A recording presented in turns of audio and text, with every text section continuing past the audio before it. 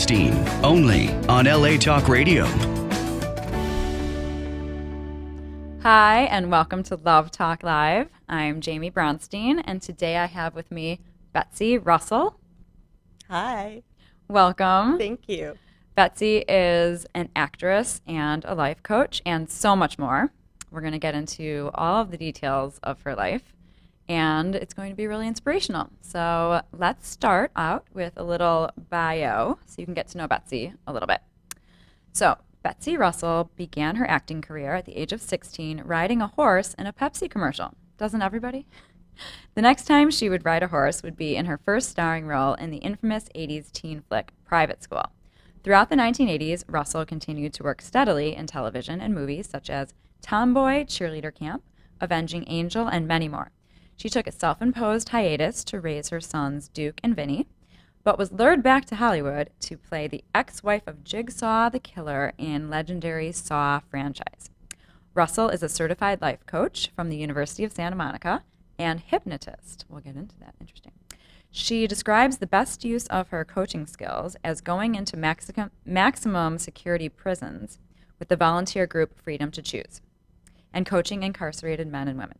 Russell says, "The moments I'm teaching them life skills, such as compassionate forgiveness, is when I really feel I'm making a difference on the planet."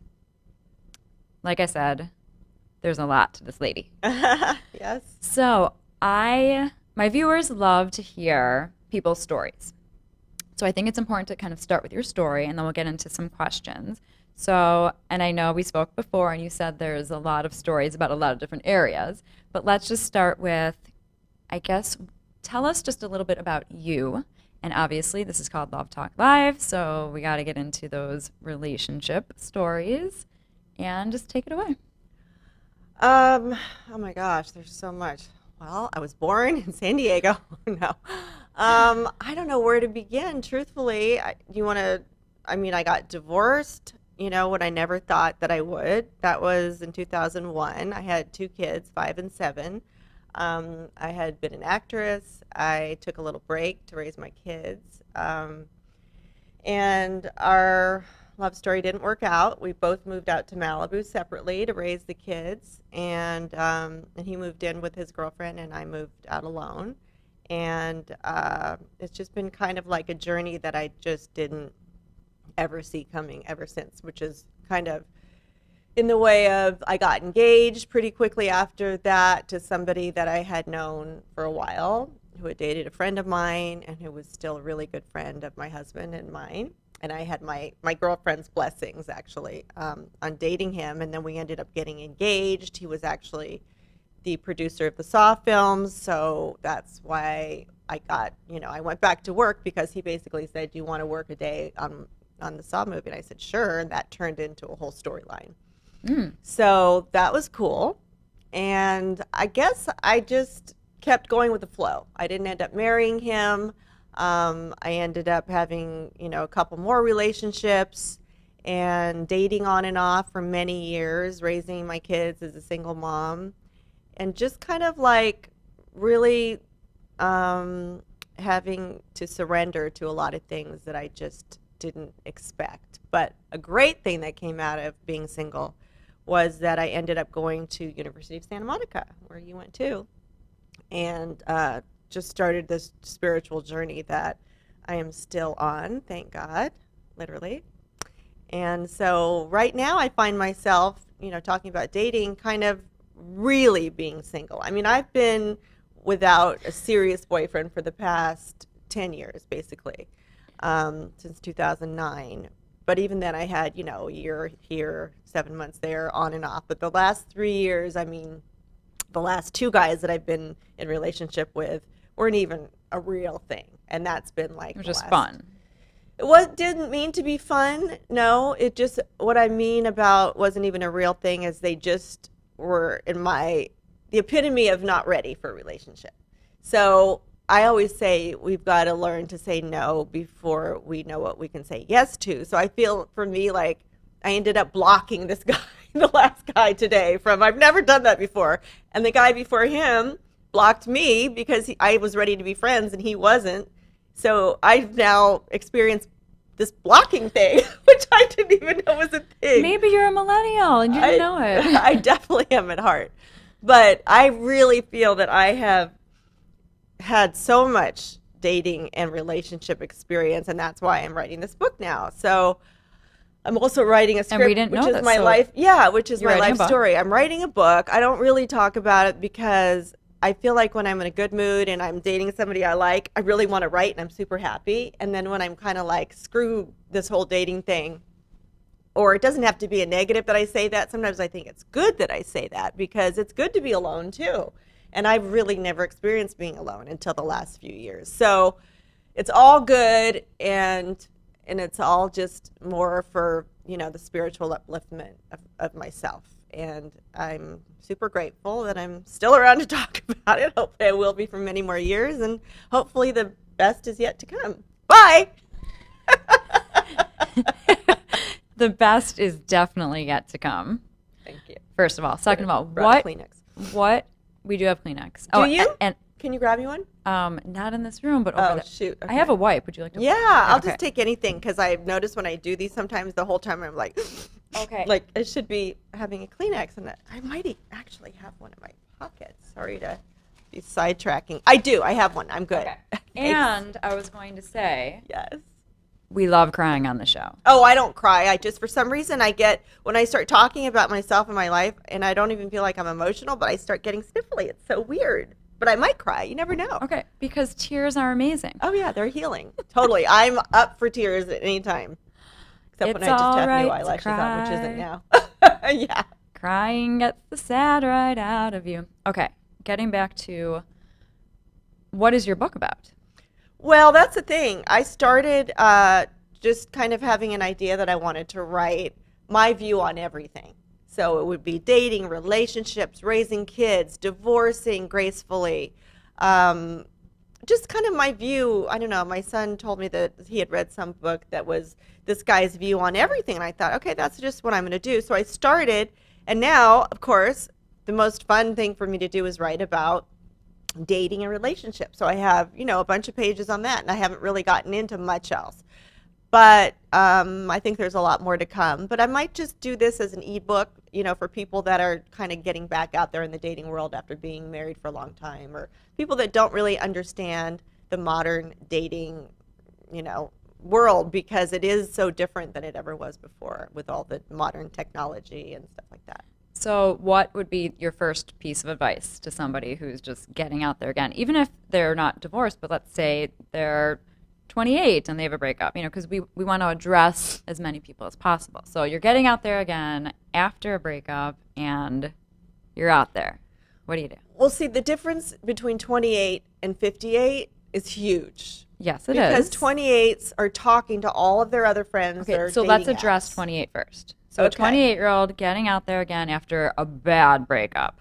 Yeah, okay, so maybe she doesn't know about dating apps. Maybe he or she has never been on dating apps. So I literally tell people which pictures to use, how to take their pictures, what to write in their bio, and I do this with a lot of people that I coach. Specifically, it's like, what are you going to say when you're out there on your first date? What are you going to wear? Do you need a makeover? I mean, this is more for older, but, do you need to exercise? Just what will it take to make you feel good about you?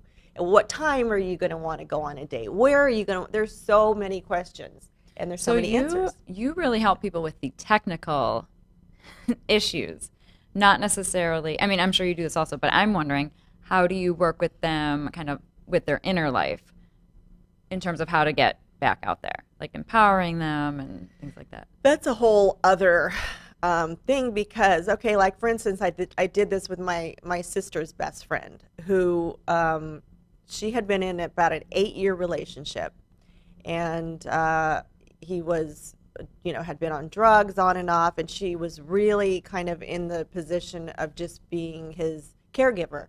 And she was really having a hard time breaking away from that. And so when I started coaching her pro bono, you're welcome, she knows who she is. When I started coaching her, she was just in such a bad place because she didn't know how to break away from him. She didn't have any self-esteem. She didn't feel good about herself. She didn't feel good about her career. She was a writer and a producer, but she was also waitressing on the side. So we literally went from A to Z. Z being she is now happily married to someone that just won an Emmy, and her whole life changed. The way she saw herself in this waitressing world changed. I mean, it's just sort of I believe it's all about perspective. And if she was seeing herself as not good enough to get a great guy and having a hard time breaking away from this particular guy, then I just help. Yeah, so our outside experiences are a reflection of our inner reality. So it sounds like you helped her kind of put it out there, change the narrative, and walk around the world feeling good about herself so that she could bring in a man. Yeah, except I coach in a very different way than USM now, and I'm very specific, and it's something that I do is called 3 principles. And I know that a lot of USMers go into 3 principles. Yeah. So it's very specific, and it's mostly about living through the feelings of our thoughts. So if we think that we're a specific thing, and then that's how we're going to walk into a room, that's how we're going to do our job, that's how we're going to believe and create. And it's all about, wait a minute, are you seeing yourself that way all the time, or is it just when you're in a low mood? It's very specific. So yeah, and then I give homework, and they can read stuff and watch YouTube videos, and it's very effective, and it works really quickly. So would you call yourself a matchmaker also, or no? Just life No, coach? I'm not a matchmaker. No, Have you ever fixed anybody up? Oh yeah, in fact, I fixed up my brother and my USM sister, and they got married. So I think I'm a good matchmaker, and I probably could have easily gone into that business years ago. I actually wanted to, and I didn't do it. So I went into the coaching field instead. And I love it all. I mean, I think that, and I actually do, go on dates with these guys, and if I don't feel it, I do set them up with my friends a lot. That's that's the new thing. A lot of people are doing that. Yeah, that's great because It's there's beautiful. just not that Why not? many great people to go around. So when we meet them, it's nice to, even if we don't have that connection, it's nice to pass them along. So Well, I just love the honesty about it, and the vulnerability, and just saying, and just staying in your own integrity, saying, okay, I've confirmed that this isn't good for me, but then it's giving them a gift. yeah, definitely, and people do it for me. And yeah, that's another interesting topic too. It's kind of like, how many dates does it take to know if this just isn't going to work? And How much life experience, relationship experience. No, how many dating. dates? How many does it take? I One see what you're date to know? saying. Does it take 2 dates to know? Does it take Yes. 3? Interesting. And I kind of just observe in myself a lot and think, wait a minute, if I know it's a definite no, it could be just because the mood I'm in that time. And if they're persistent and they, kind of like keep in contact with me for the next week or 2, sometimes when I least expect it, I will say, well, maybe we should try one more time or something. And then a lot of times if I'm not sure it's a no, I'll continue a second or a third date. And usually by the 4th or 5th, I'm pretty sure. Then yes. Then I know it's either yes or But no. I mean, some of my clients, they have a bad date, and then they don't want to do it again, and then I encourage them, and they go again, and it's good. Sometimes the first one is amazing, and then the second one isn't good. So it is really important to keep going on. 4 or 5, and sometimes at you least. need to just take a hiatus. Like I went on a bunch of dates probably a couple weeks ago, maybe 4 or 5 in a week or 2. I can't believe I did. Maybe it was 2 or 3 weeks I went on the date. And maybe I really wasn't over this last guy that, I had to block. So maybe it was like I really wasn't in the headspace. But now I've taken a hiatus. I'm just kind of like, I need to chill. I don't feel like going out there right now. And a lot of times when we do kind of just surrender and just say, okay, like, I'm good. You're not, I don't like the word desperate, but you're not like, you don't have as much of a hold and the control over it. Has to happen, and then it happens. Maybe. Well, Yeah, we'll find you never out. know. You'll need to come back in like 6 months, and we'll check You in. never know. Yeah, I just I always think there's Sometimes- something around the corner. I love thinking about this. Like, let's think about this for a second. Okay, your man, like the man that you're going to be with, he's somewhere right now doing something. Like, it's 5:15 in LA. Like, where do you think he is? What is he doing? Is he finishing? Is he a hard worker? Is he finishing up work? Is he taking a nap? Need Is a lot he of in energy London from right me. now? Oh, he'd be sleeping, right? Yeah, who knows? I mean, who knows? There's Isn't it maybe fun to there's think? more than one. You just never know. I'm saying the next one, which could be. I'm hoping the The next one one's or- the last one. Yeah, I just never know. Okay, so if there's a guy out there, this is secretly why we took. Yeah. Why we have. I'm No, kidding. you know why? You know what is the best advice that I can give people that are trying to make a connection with somebody that they see on Instagram or Facebook or whatever? The thing that works best for me, because I do get a lot of messages in a lot of different areas, right? Facebooks that I didn't even know I had, pages that I didn't even know I had, and then I have a couple of my own, and then Instagram.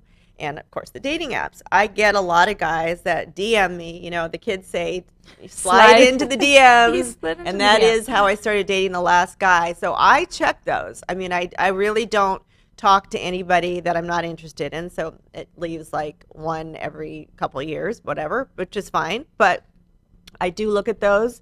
And if it's somebody that I think I might be interested in, usually it's somebody that saw me on a dating app that I didn't match with, and they want a second chance to plead their case, and that's great. It worked last time. And what is your Instagram? We'll get back to it at the end, but what is your Instagram? I am, not I-A-M, but I am Betsy Russell. That's my handle, yeah, at I am Betsy Russell. Okay. Very simple to remember, except that it was supposed to be I-A-M, but I left the A out. Just to, to be a challenge a little bit. So the guys, they can't find you as easily, maybe. Right. I didn't mean It was to, all yeah, subconscious. exactly. She didn't mean to do it.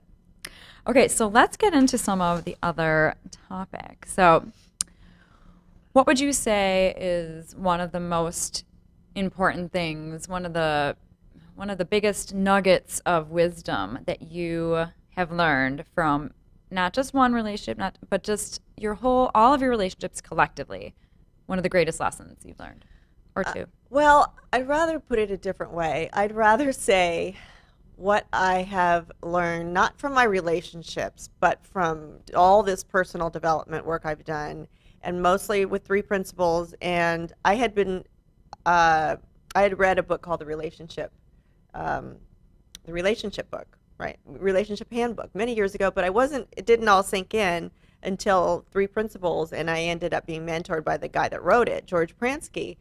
And the Relationship Handbook is genius. And the reason it's genius, and I have stuff to back this up, because I'm watching, have you ever heard of a show, Married at First Sight? Yes. Okay, and I've been binge watching it because I was telling my boys, they're 24 and 26, like, I'm learning so much about relationships and about people because they don't know this. And I'm watching them having these screaming fights at each other. They have absolutely no communication skills, no boundaries. They don't realize that when we get triggered, which means upset, when something hits a nerve from something in the past, we just want to lash out and fight. And most people don't realize that that's not the time to even have a discussion because we're upset. So I've learned now, and I've practiced this in my relationships. I don't even remember raising my voice in the past 5 years about anything to anybody. That's good. If I get upset, I will just say, wow, that really hurt.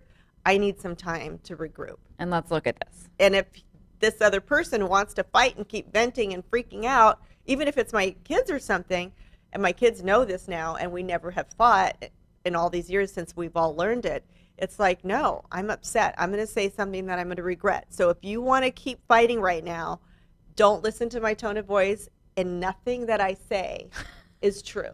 It's just fight talk. So if people knew that, like my George and Linda Pransky, my mentors in 3 principles, like they know that this is not real. If we say anything when we're in this triggered state, it's not like the truth is coming out. It's this crazy person that's been so upset that just wants to lash out and hurt. So that, for me, is the most important thing. And it may take a day, 2 days, 3 days to where you can rebalance and end up talking again about this. I'll give you an example. My son, Duke, he's my son that I used to fight with all the time. We used to have so many fights every day ever since he was a little kid. We're both, we can be hard-headed. And so we were in a restaurant about a year ago with a friend of his, and they started having this little fight, and it started escalating. And I mean, once you start doing all this spiritual work, I'm sure you know, your nerves just kind of like, there's just no room anymore for this loud screaming or craziness. It's like we're very, very sensitive. I don't know how it happened from all the just peace and whatever, but I love it. And so they started fighting, and I was like, you guys stop. And they just kept fighting. And I said, you guys are both upset. You're both triggered. This isn't the time to talk about it. And they kept going. And I said, okay, I'm going to leave if you guys don't stop. This isn't getting us anywhere. And they kept going. And I was like, all right, here's the money. Goodbye. And I left. And my son, he didn't even try to talk to me about it for 3 days. For 3 days, he knew that I might still have a charge on it, that I might still have some upset about it. And 3 days later, he's like, Mom, can we talk about the restaurant experience? And I said, sure. And he said, well, this is what happened. I just want to let you know I'm really sorry, but it really had a positive outcome. We talked it out. We understood why you left, but I just wanted to let you know I really learned from it. And I was like, okay, that's awesome. So if we could resolve all arguments like that and just talk when we're at peace and when we're ready to talk, we're not going to say anything to hurt each other. I know that was long-winded, but I think it's so important. So important. And what I'm hearing from you, which is really the nugget, is that you don't want to fight from your ego. You want to have a conversation from your heart. Because when you're upset, it's all mind and it's anger, which nothing wrong with anger. But when you can tap into, like, doing that process and tap into, like, what am I really upset about? Okay, that's not what I meant, though. So when we first say something and it's not an ego, it's just that we're taking it personally and it's just hit a nerve. So we're having an emotional reaction to something that was just said. And we're going to have that until we don't, until it's just like time has passed or we've thought about it or recuperated or we're in a good place and we feel good and we're seeing out of a happy lens now. Because it all depends on our mood. If we're in a low mood, we're looking out of a gray, crappy mood and nothing is going to be feeling or seeming good. But if you notice when you're happy, you're like on a run or you're in the shower or you're meditating or you're relaxed or you just got some good news, like there are no problems in the world. But when you're not happy, even the tiniest thing can seem like a chore. So it's kind of like, it's not your ego or your heart. It's just like, I got triggered, that hurt, that didn't feel good, and I'm going to need time to recover to where I can talk. And usually you don't even need to talk it out anymore because once we're not taking something personally, it's like, hey, that was no big deal. I know you didn't mean it to hurt me. Your intentions weren't bad. It just hit me wrong or it landed wrong and I got upset and I didn't want to say something I wouldn't have meant. That's all. But it's important to go through the process of resolving the issue so that it doesn't happen again. Nope, not all the time.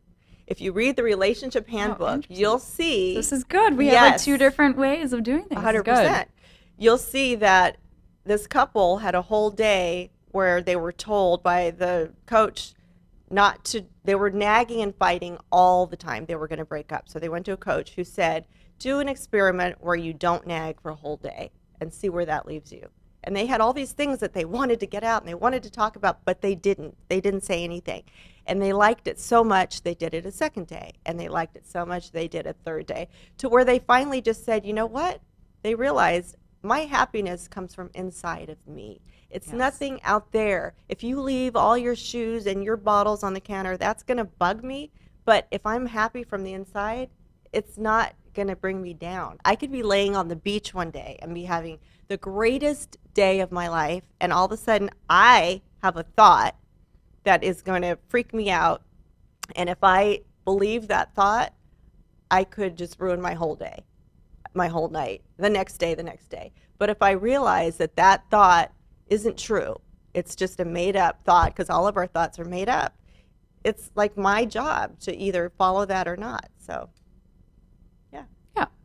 yeah, and it's about owning, like, I love what you're saying, because I agree that it's never about the other person. It all comes from within. Yeah, but it doesn't mean that we still don't get triggered and don't get upset and don't take things personally, but it's all not reacting, but just sort of like observing and chilling until we're ready. And sometimes we need to talk it out, but like I said, that would be coming from when we're in a good mood and we're in a good place. And 9 times out of 10, we're going to say, guess what? Don't really need to have that talk. It was no big deal. I was just in a bad mood. So that for me is the most, something that I could teach everyone. Identify your thoughts. Do they make you feel good or not? And if they don't, let them go, because none of them are real. and identify the mood that we're in. And that's the difference between happy people and miserable people, people that don't understand. It's our thoughts bringing us down, and it's our moods. Yes, and we have the power to make the shift and a shift in perspective. Yeah, and sometimes we don't. Sometimes it's like, this is all I have right now. I feel crappy, and I'm not going to even try to get out of this crappy mood. Right. I'm just going to ride it out. After you, I always say, just feel those feelings. Just go through whatever you need to go through. If you need to spend a day at home watching movies, eating pizza, crying, whatever. Yeah, feel those feelings. Because I remember growing up, like sometimes my mom would be like, just get over it, and move on, onward. And that never resonated with me. Like I always felt like I was honored myself, and I was just like, I need to take my time to go through whatever I need to go through. Maybe that's how she lives her life, but I really honor myself, and I honor everybody and encourage people to go through whatever process you need to go through. Yeah. And then when you're ready to be like, I'm making that shift, I see the light. Yeah. Like I know what to do to make myself feel better. I can watch I Love Lucy. I can go to the gym. I could go for a walk. I could call one of my kids or a friend. I know what is going to make me feel better most of the time. But it's my choice. Am I ready to go there, or do I want to have a pity party? And if I want to have a pity party, I do. Sometimes it's fun. Yeah. Like it is. I used to eat donuts. I used to eat a donut and ice cream after every breakup. It's like not a big deal. I buy a little thing of ice cream and a little donut. And one time, I think I bought 2 donuts, and I was like, gosh, these are so good. And I was ready for the ice cream, and I was like, I'm full. I can't even eat it. And I was like, who have I become? My pity party, I can't even eat all the stuff that I would normally love to buy. Love to eat. So. And I love a good love song. I was telling someone the other day, I had this breakup in college. And it was right before I went to Jamaica with my friends. And Jamaica's supposed to be so fun. And I was like, this sucks because I'm so sad. And then I started like walking up and down the beach listening to the soundtrack, like Chicago's greatest hits of all of those depressing love songs, except for You're the Inspiration. A lot of them are very depressing, but for some reason it like made me feel better. And so from then on, I love a good depressing love song no matter what. Wow. Good to know. Yeah. So check out Chicago, whatever it was called, their greatest. There's like 10 amazing songs. I'm obsessed. I'm also from Chicago, but that's not why I like them. Sure. Kidding. Okay, so before we get into, I have a few questions about your life coaching. I just told you pretty much everything. No, I'm kidding. That was a lot. Well, we're going to get into freedom to choose. So I did have a question that I do love talking about. I love asking people this question. Do you think that there is one person for everybody? Or no, but I feel like there's more to my question. So not just... Can I answer that part first? Because my memory's been bad lately. I'm afraid I'm be embarrassed. I'll forget the rest. Oh, yeah. Do I feel like... Because I went off my hormones. Okay. We can talk about hormones. Yeah, later. Do I feel like there's one person for everybody? I don't know. I mean, I know a million people that, not a million, I know maybe 5 people that have been together for so long and super lucky, in my opinion, that it's, the universe or God that put them together, obviously God, but it's like they got married and they stayed married forever, and that was great. And that was their love story. For me, was there more than one person that I should have or could have been happy with and stayed with? Maybe. I don't know the answer. It's only what I think in that moment, and it always changes. No, I don't think there was only one. I think I married somebody that I was happy with, but we had problems, so we broke up. So it's like, because the problems, outweighed everything else. Yes. But is there somebody else for me? I like to think so. I hope so. But what I would like to offer to you, and this is what I love talking about. So my question is, do you feel like you married your soulmate and then there's another soulmate out there? Or do you feel like the guy that you married really wasn't your soulmate and you haven't met your soulmate yet? That's my question. I don't. And maybe you don't know? I don't have any. I mean, did I feel like it was, like I was perfectly content with? By the way, people I don't know if it means soulmate or not. I don't people know. that get married that are soulmate relationships are not necessarily perfectly content at all. They have issues. But it's just somebody who you feel like you came to this earth to be with.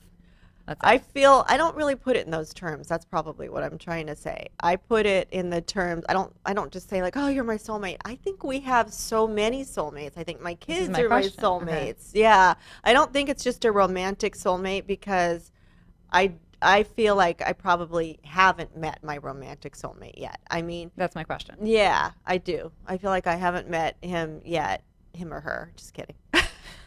You never know with me. But So now, if there are any ladies out there, Instagram, slide into the DM. Yeah, I haven't had any luck with the guys. Okay, so yeah, but I just think that there's so many people that sometimes I think that we don't even have more than a 1 second relationship with somebody. We just smile and give them a look, and maybe that could be all that person needed to change something in their life, or maybe it was like a friendship. Or so that's more to my answer. I feel like I'm challenging myself now to really keep my eyes open for this guy out there. That For me? yes, Oh, good. because So this maybe is that was this the is reason. now I'm like, ooh, now I really want to find you your guy. Especially because you live where I'm from. Not that I'd move down there, but it's also a possibility. You never know. Okay, well, I'm gonna put the feelers out. Could move part time. Put the feelers out, Yeah, yeah, for sure. and maybe you guys will move like in the middle or something. Yes, I love Newport. And now, if there's a guy who's living in Newport, you're already living there. There's so many that I talk, or I don't really ever end up talking to them, but or maybe a couple messages back and forth on different apps that live down there. But I'm weird when it comes to actually meeting. I actually another thing back to the dating thing. I recommend FaceTiming before you meet somebody because you can tell a lot in that. And especially because, I don't want to sound weird, but a lot of people just want to meet me because maybe they've watched me growing up or something like that when they were kids, and they just want to meet me. So I don't meet anybody that I'm not excited about meeting, and I learned that a lot over FaceTime. Yeah. Yeah, I think that's good. And then, yeah, definitely better than a phone call. Yeah. Can't see However, what they look like. in the end, it's that energy that's Yes. there in person. No, you can tell a lot on FaceTime. I swear. I know you can tell that, and actually, the more that I know about spirituality, I suppose you could feel an I've energy. hypnotized people over the phone. You what? I've hypnotized people over the phone. Oh no, I believe Yeah, that. I there's so believe a much you lot can of do. these things can happen. Yeah. But thank you for bringing this up because I didn't know that you could feel that connection on FaceTime. So you've had positive experiences with that. Oh God, yeah. I've had positive and negative. I've been doing this a while. Okay. Mm-hmm. I don't know how you feel about this, but I always say to people that when you first are getting to know somebody, or it's the first interactions, the first communications, the shorter amount of time before you actually meet in person, I think, the better.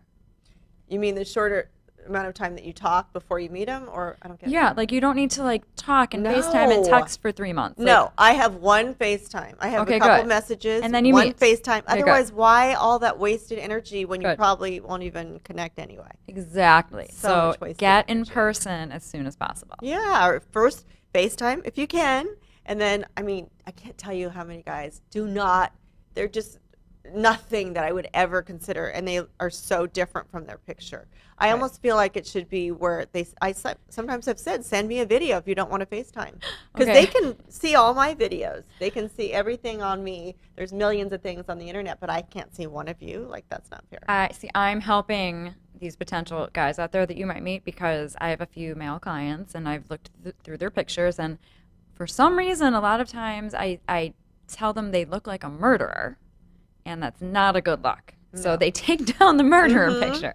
And these are wonderful, amazing guys that smile and everything, but Yeah. they're like serious or something. And I'm like, you look like a murderer or a rapist. And so like, Yeah, let's change that picture. If there's 5 good Put a pictures, picture of you and your mom in there. Yeah, I mean, like I say, if there's 5 good pictures and 1 bad picture, no. You'd rather have 2 or 3 good pictures than a bunch of, bad pictures on there, or even 1 bad picture. So Yeah. And don't put on pictures that are from 1982. I do Or literally 1990. my pictures are pretty much from that month or the last few months. I thought you said from the month of 1982. No, no. Well, and any guys out there, you're watching the show now. So I do have a phone number here. I'm not sure if this one actually comes in here, but I think it does.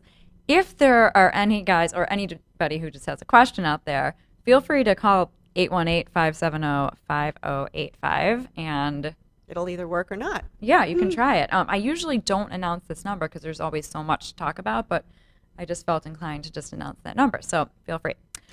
Okay, so now I would love to hear about your experience with Freedom to Choose, which is working with people that are incarcerated. Mm-hmm. And because I haven't done it yet, but it's definitely something I want to do. And I know that it is life-changing for people. So yeah, and that's why I really don't like to talk about it too much, only because there's no way to explain the depth of the feeling of coaching these inmates who are, in there mostly for life. And, it's just to hear them get up and say, this is the first time I've ever admitted that I murdered, da, da, da. I mean, you can't even explain it. You can't say anything. It's unbelievable. It's service that, it makes just coaching people out here, seem like, that's nothing. And I don't want to say it like that because everyone's problems are the same. We all feel like they're going to kill us at times.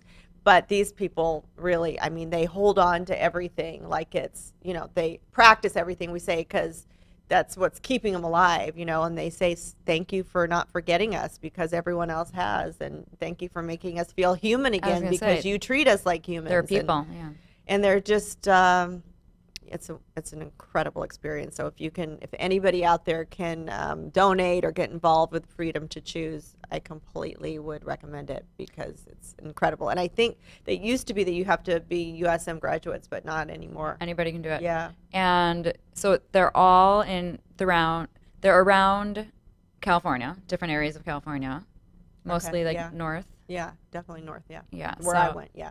So I think Valley if you State Google Prison. Freedom to Choose or Chilla Freedom and to Valley State Choose. Prison. Yeah, freedomtochoose.org, something like that. Definitely check And it you out. could watch the Freedom to Choose 20-minute documentary, which yes. won Best Documentary at Cannes like 10 years ago. But that will give you a lot of insight as to what goes on there. Yeah. And I've heard stories of inmates who just say a one-liner or something that comes from their heart to a volunteer, and then it changes their lives. Oh yeah. Because when you go, you do trios, so you are the client or the sharer. You get to be the facilitator and then the neutral observer watching, and then you switch. Mm-hmm. So it all makes it so human because they're not the only ones sharing their stories, basically. No, and we get so much more than we gave, for sure. I mean, somebody even named their granddaughter after me and my girlfriend. I mean, it's crazy. I went quite a few times, and I haven't done it lately, but quite the impact. And like I said, it really is the place where I felt like I was doing the best service work of my life and where I could make the biggest difference. Yeah. Love it. Yeah. Okay, well, so if there's not anything else you'd like to add, we can wrap it up with you telling people how to get in touch with you. Okay, so I have a website, which is also IamBetsyRussell.com. I and the letter M, Betsy, Betsy. Like instant message. Yeah. Instant message. And so they can message me there, and they can also DM me on my Instagram. And I've, coached people through my website. I've coached people that have reached out to me on Instagram, lots of different ways. But yeah, I'm a life coach, and I coach mostly on the phone. And that's pretty much it. Okay. Well, thank you for coming Thank you today. for having me. And as always, you can reach out to me at therelationshipexpert.com. And this was great. And I will be keeping my feelers open, so you might see her back here with her man. You never know. For the interview of the relationship the next time around. So thank you so much. Have a great night. Bye. And Happy New Year again. People keep saying Happy New Year for the whole month. So Happy New Year. Happy New Year. You're listening to Love Talk Live with the relationship expert, Jaime Bronstein.